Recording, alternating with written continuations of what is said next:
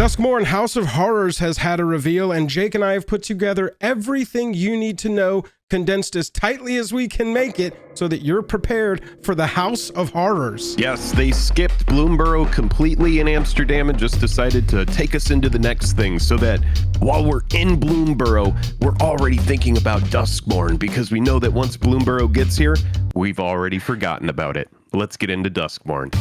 As an enormous thank you to all of our Patreon supporters, we have gotten you a bunch of bubbles. Look at all these bubbles. They're all for you, patrons. They're all for you. Everybody grab one. Don't take more than one, please. Jake and Joel Are Magic is brought to you by Card Conduit, the best place to sell your cards on the internet. TCG Player, the best place to buy them. Drip Shop, where you can find us live, selling, auctioning. So much fun over there. We've got some cool games. Follow us over on Drip Shop. Also, Dragon Shield for sleeving your cards. We've been using Dragon Shield for pretty much the entire length of the channel. Big shout out to them. And then also MTG Stocks for tracking the long-term price of your cards, setting alerts on your favorite singles so that you can buy them at a good opportune price and save money. And then also Moxfield, which is where we organize all of our decks, from modern decks to commander decks and all of the decks in between. And we are powered by our Patreon. Jake and I have tried to fill each tier of our Patreon, whatever level you want to support us at, directly with some very cool perks. Go check it out and get involved with our community on a deeper level. Nashi, the son of the Planeswalker Tamio, has vanished through a mysterious door. There's only one clue to his whereabouts: a glitched, warped recording of a new world full of terrors. Inspired by horror media of the 80s through the modern day, you'll join the ensemble cast of Nico Eris, Tyvar Kell, Zimone Wola, Kaito Shizuki, and the Wanderer as they fight for their lives on a plane unlike any other. Jake, inspired by horror media of the 80s through the modern day, what was that horror movie where the woman was in like a big dress of flowers and it was cult? Midsummer. Midsummer. Do you think there's going to be any Midsummer references in this? Because that movie scarred me a little bit. Probably not. The big thing here is they need to make it different from Innistrad and Eldritch Moon and, you know, all of those sets that they've done that already have like werewolves and that kind of thing. But they have. It is very different. I'm seeing, you know, imagery that's pretty different. We have contraptions and what look like guns as well. And I know we've seen a card called Chainsaw. We see these kind of like Ghostbuster looking devices on their waist here, which are probably monitoring something. This one's a fanny pack going on.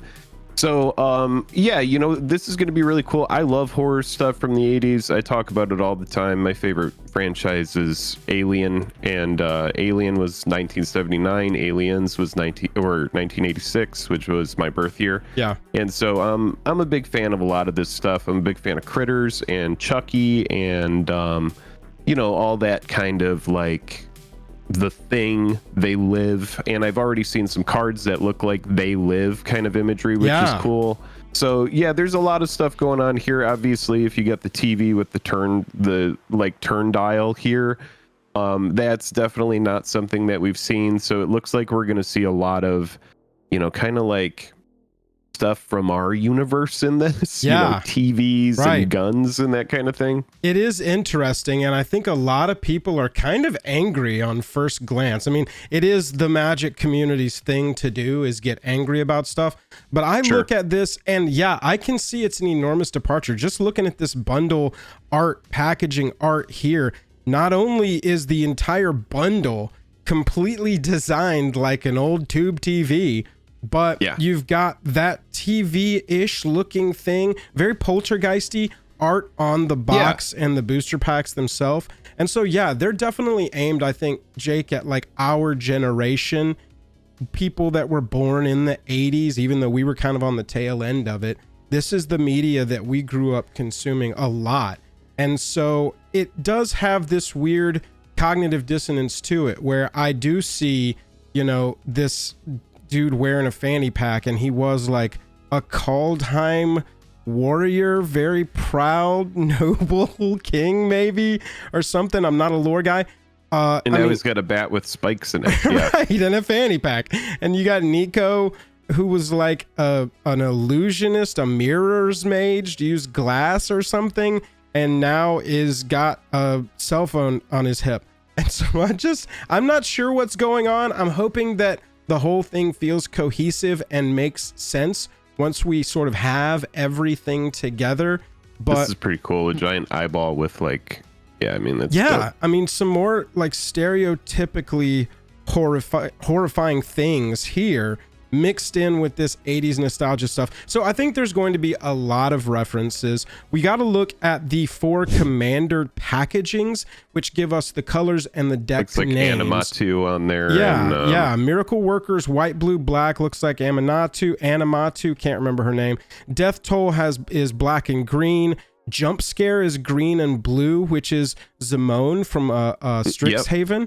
And then Endless Punishment, which is black red. The other interesting thing is that Archenemy is making a return with Duskmourn House of Horror. Each commander deck is going to contain 10 Archenemy cards. This reminds me of March of the Machine last year, Jake. You know how they included Plane Chase in those 4 decks? Right. I think this is kind of them saying, hey, we want to continue supporting the secondary ways, tertiary ways that you can play Commander.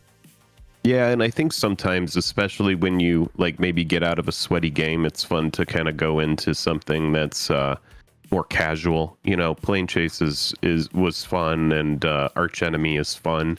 You know, maybe if that one player who keeps winning every game just says, "Hey guys, you just want to play Archenemy, and you guys can all work together to kill me," that's sometimes a nice, rewarding way to play. If you're not familiar with Archenemy, the Archenemy during their turn gets to flip over what's called a scheme and just gets its effects.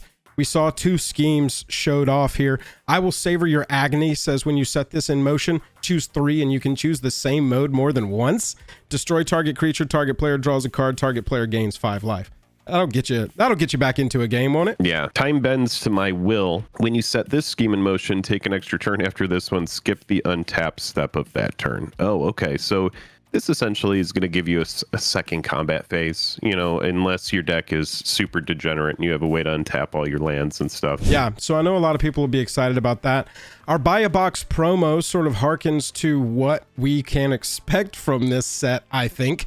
Twitching Doll is a green and 1 for a 2/2 spider toy, notably not a cat creature type. Don't get fooled. You can tap it to add a mana of any color and put a nest counter on it.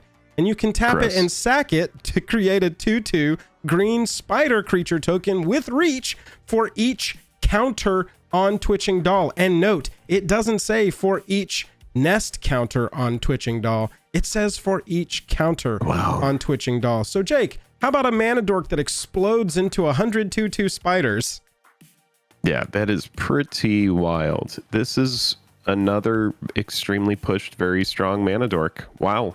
Yeah, 2 mana dorks they've come a long way, baby. I'll say that. I was just thinking standard is going to look so weird for a little while because it's going to have all these little creatures from Bloomburrow packed with a bunch of horrifying imagery from Duskmourn. Yeah, and we've got that new Eternal standard core set thing that's happening. Jake and I are going to cover that in a future video. Yeah, standard is really going to look strange after this year because, yeah, you're going to have the aesthetics of Bloomburrow and Duskmourn competing. And then you're also going to have this like perpetual 5-year legal standard foundation.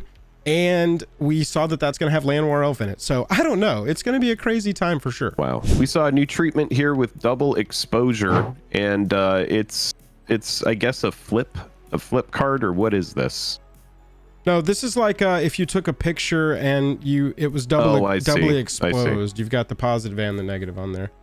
Oh, got it. Okay. So it's like the person and then some evil within. Right. Yeah, exactly. I think it's a horror photography sort of thing. Homage here for being able to, you see like those spirit balls in pictures sometimes and people are like, oh, it's a ghost in the picture. Stuff like that. I think that's the aesthetic We got to see Gotcha. 2 cards in this aesthetic so far. The Wandering Rescuer, 2 white, 3 other for 3/4 with Flash, Convoke, Double Strike. Other tap creatures you control have hexproof. A bunch of, it's going to be a card that looks like a staple. And then Toby, Beastie Befriender, 1 white, 2 other for a 1/1. Legendary creature, human wizard. When Toby enters the battlefield, create a 4/4 white beast creature token with this creature can't attack or block alone. As long as you control 4 or more creature tokens you control have flying. So both of these cards extremely strong, pretty pushed in my opinion. Yeah, Flash Convoke is insane. Right. And then the creatures that tapped to put the Wandering Rescuer onto the battlefield all get hexproof because the Wandering Rescuer has arrived to, by the way, deal with a 6 toughness creature if you need it to at the same time. Lots of effects on that. And then an interesting like creature token card there with Toby. We also saw that this double exposure treatment is going to have textured foil versions that look significantly different. It's not just going to be the same card with a little bit of texture over it. You know what I'm saying? Yeah, that's pretty cool. It almost looks like a record in a way. Yeah, like it does. Vinyl treatment. Yeah, like a vinyl. Yeah. Interesting. Another new frame that we're getting in this set is called Paranormal Frame. And we've got I saw some opinions on these frames. Yeah. It looks very much like a different game completely. You know, we've seen that though a lot with all of these different secret layer cards. You've seen some Magic cards that you probably don't recognize as Magic cards. If you just got back into Magic in like the last few years, seriously, you might be like, what game are you guys playing? Yeah, this looks like something right out of like a horror video game, and we also have stuff on it like Chainsaw. I saw some people like, wow, we have a Chainsaw in Magic. I think it's kind of cool. I like the yellow behind it as well. It gives it a unique accent. And yeah, it looks kind of like a TV that needs a little tweaking on the tracking. Yeah, right, absolutely. Looks like some kind of, scrambled relay image, right? system to contact another world. But it's got that analog-ish 80s technology on the right side. Yeah, it's very interesting. I'm not a person who's pearl clutchy about how the game looks anymore. I've just kind of gotten past that. It is what it is. As long as the game can continue to succeed and make new fun cards that don't break the game like a certain bird did this weekend, then I'm all good. Make them look wild. Make them look crazy. You know me. I'm into it. 2 new cards we saw in the Paranormal frame. Come Back Wrong is a sorcery. A black and 2 says destroy target creature. If a creature card is put into a graveyard this way, return it to the battlefield under your control. Sacrifice it at the beginning of your next end step. Hey, Jake, that big old red dinosaur that flips over all the cards and lets you play all the things for free. That's an ETB effect, right? I'm going to destroy it and hopefully get it back to my battlefield. I mean, there's so much you can do with this card, man. I mean, major it's a blowout. It's a blowout. You also got Chainsaw, the real world tool that they have moved into Magic the Gathering. 1 red, 1 other for an artifact equipment. When it enters, it deals 3 damage to up to 1 target creature. Whenever 1 or more creatures die, you put a Rev counter on it, and the equipped creature gets +X/+0, where X is the number of Rev counters on it, and it equips for 3. I think it's fine. It's not game breaking, but it's another fun equipment. And if you're acing a lot of stuff in your equipment deck, then yeah, you could potentially put this on a commander with first strike and you're in the money. I am also very interested to see what they do with Secret Lair. Going into a horror theme, I wonder if we're going to have some unique crossovers that we weren't expecting, maybe some random IPs. Yeah, I mean, it seems like with these frames, they're willing to go there. And so it's strange to me that we've already seen Stranger Things, and maybe we get another touch on the Stranger Things with where those characters are later in the story, Or possibly something new and unique that we haven't seen at all, Alien, Predator, that's more action. I mean, that would be amazing. First Alien, I think, could work. After that, it gets a little action-y. Terminator, action-y. Thinking I'd like to see some horror. Thing. Some horror movies from this. The Thing would be sweet. That would be cool.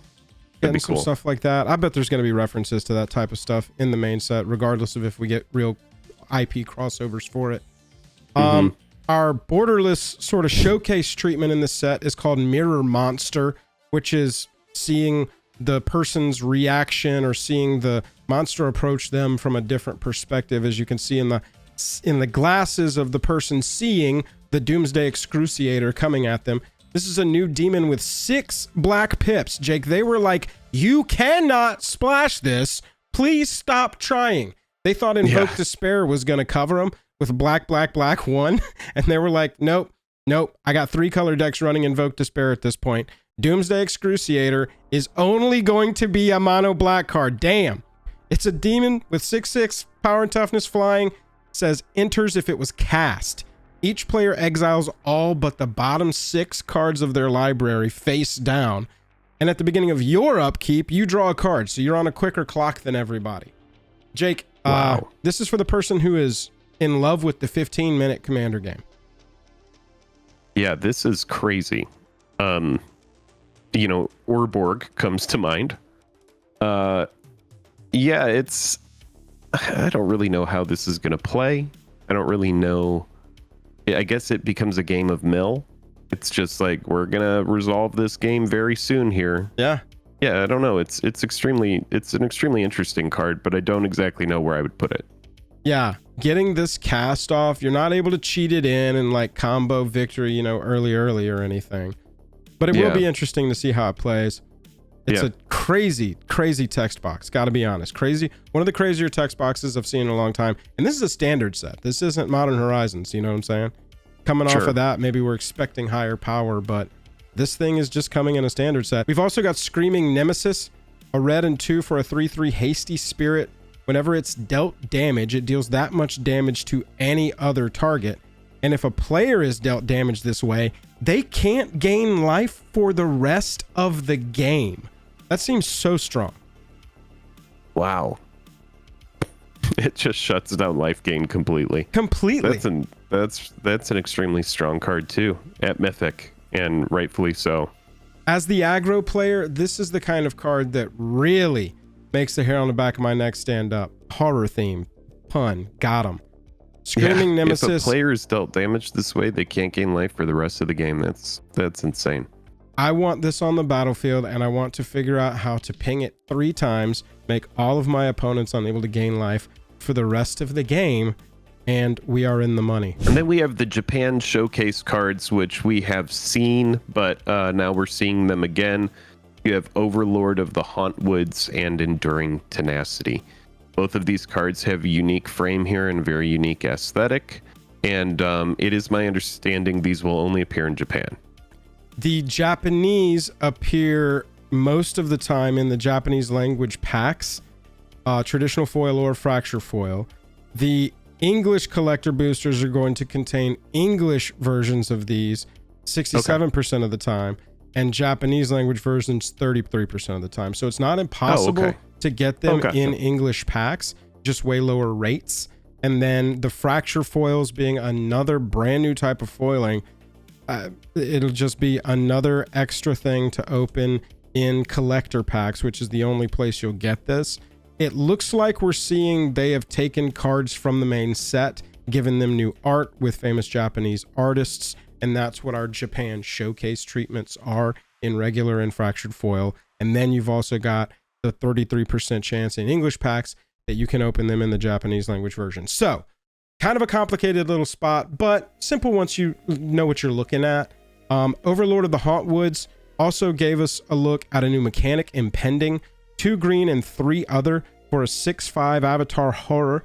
It's got Impending 4 for 3 mana, which says if you cast this spell for its impending cost, it enters with 4 time counters and isn't a creature until the last one's removed. And at the beginning of your end step, notably not your upkeep like Suspend, you remove time counters from it. Whenever it enters or attacks, you create a tapped colorless land token named Everywhere that is every basic land type. Ability seems busted, and I'm interested to see Impending, Jake. You aren't going to really get this on rate, because 2 turns later, you could have your Overlord of the Hauntwoods, 2 mana later, really, but if we're on curve, 2 turns later, you're casting it for full value, and you'll be able to attack the next turn. But with Overlord of the Hauntwoods, you could get this effect earlier, go ahead and get a land onto the battlefield for 3 mana, look at it that way, and then 4 turns later, you've got another land onto the battlefield and you're ready to attack with it and create more. Yeah, it seems kind of slow, and it seems like a commander card. Yeah, it'll be interesting. This one particular, I think you're right. The mechanic itself, I'm interested to see how, front door, it's sort of front door suspend, right? It's not back door suspend. I guess that's suspend, but front door suspend with impending. And then during tenacity, whenever you gain life, target opponent loses that much life. That should look like Sanguine Bond to you. And when it dies, if it was a creature, you return to the battlefield under its owner's control, and it's an enchantment now. So a creature enchantment that comes back as just an enchantment to give you the passive effect. Yep, it's like swing with it as a creature, and if it dies, you're just gonna get the Sanguine Bond. Okay, sure. Yeah, one part of a 2-part instant win the game combo, pretty much. Why not? Yeah. Why not? Yeah, maybe we'll get more Sanguine Bond decks. Yeah, hopefully. Fingers crossed. Fingers crossed. Jake, if there were famous enchantments from other colors that you could see them making this into a cycle with, what other enchantments in like representative of blue or white do you think they'd go as far as like Rhystic Study, or do you think they're going to be more like reconnaissance? When a creature deals damage, draw a card. I don't think we need 2 Rhystic Studies. Like, Commander is already stupid enough where it's like 60% of the cards in each deck are already chosen just because they're best in slot. Right. We don't need more stuff like that. I would be fine with like some red cards that are like triple all damage. Like you make a City on Fire version of this, or a Fiery Emancipation version of something like this. Yeah. That's fine. Like a big 6 cost that when it dies, it comes back as that same kind of enchantment. But no, I think the nightmare version of this would be they do this with, Rhystic Study and Smothering Tithe and all that stuff. The stupid version that doesn't make any sense. Yeah, that would be, you guys want to like ruin Commander? I've got a perfect way to do it. Because the one thing we love, is like you already have people that play Rhystic Study and then they play like Mirror Maid to copy it, right? Or like, so yeah, having another redundant piece that just does that exact same thing. Like I already hate blue decks so much.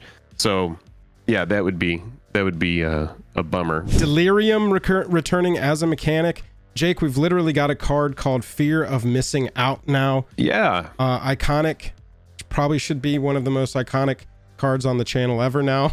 1 red, 1 other, 2/3 nightmare. When it ETBs, discard a card, draw a card. So it's already doing things that you love to do.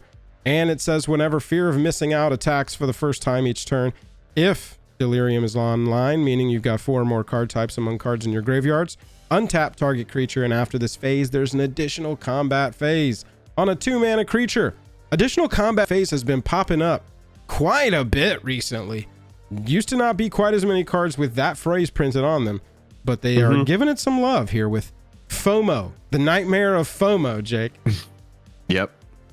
Interesting card, and it is very funny that we have a card called Fear of Missing Out. So yeah, it'll probably be a channel meme for sure. 100%. When they showed off Delirium, they also showed off some cards that can synergize well with it. Stuff like Nowhere to Run, which is a flash enchantment that gives a creature -3/-3 until end of turn and opponent controls.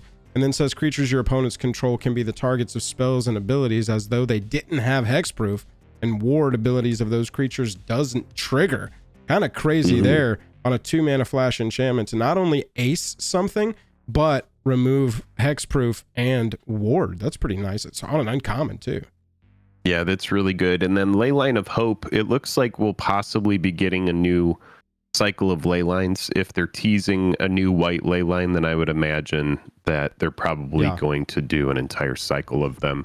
All the Leylines work. If it's in your opening hand, you may begin with it on the battlefield instead of having to pay its cost. And if you would gain life, you gain that much life +1 instead. Pretty busted. And as long as you have at least 7 or more life than your starting total, creatures you control get +2/+2. So it's a life gain card that becomes a very notable anthem pretty quickly. And it's very easy to turn on at only having to have 7 or more life than your starting total. It's also notably a Leyline that stacks. Typically, if you go the route of I'm going to run 4 of this Leyline in the deck so that I can, more often than I don't, have one in my opening hand. The only downside to that is if I have 2 in my opening hand, or I draw one during the game. It's useless at that point. Leyline of Hope, you could start with all 4 of these in your opening hand and be like, this is the sickest shit I've ever done in my life. This would be insane. Every time you gain, you're gaining 4 life more. And then the Anthem stack, just notable on Leyline of Hope. I don't know if all of them I would like be that. interested to see if the other ley lines that they come up with are going to also have abilities that can stack like that as well. They took Cascade and they said, let's take the downside off of Cascade. Now they're taking ley lines and they said, let's take the downside off of ley lines as well. Why not? We also saw Cursed Recording, 2 red, 2 other for an artifact. Whenever you cast an instant or sorcery spell, put a time counter on it. Then if there are 7 or more time counters on it, remove those counters and it deals 20 damage to you. And that's because it's got an activated ability that says whenever you next cast an instant or sorcery spell this turn, you can copy that spell and you can choose new targets for the copy. Whoa, man. Wow. It's like 6 times. Yeah, you get to do this 6 times and then you're going to take 20. But I mean, holy moly, man. The ability to copy even 3 or 4 spells just on a 4 mana tap this activation might be worth it. This seems kind of crazy. And the art is nuts. I mean, like, yeah, I don't know. Yeah, people are going to react to that art being in Magic away, I guess. Yeah, it's a pretty cool card. I'm interested in it. It's very easy to sacrifice an artifact before that top paragraph of text goes off. So this for me would be a card that I would consider playing. I like what it does. That's what we know about Duskmourn so far. Like Jake said at the beginning, we were going to just start covering Bloomborough at this point, but they dropped all this info for Duskmourn at Amsterdam, and so we wanted to, you know, sort of cover what we know so far so that we can pivot into Bloomborough and start covering that set. Yes. Definitely subscribe if you are new here. We are going to be covering all the new sets, and we're probably going to be doing videos with WotC throughout this year on this kind of stuff. So if you're interested in staying up to date on the latest info, then definitely stick around. All the names of the people you saw here are signed up for our Patreon at $10 level or higher, meaning they get a free pack of Dragon Shields in the color of their choice with our custom JAJAM channel art from Gold Sabertooth, kick-ass artist in the community. Go check out our Patreon, see if you want to get involved on a deeper level. Other than that, that's it. Duskmourn. We'll see you at the end of the year after like 2 more sets. I want some cool crossovers. I want a new hot horror IP coming into Magic that we didn't know about. That's what I've got fingers crossed for.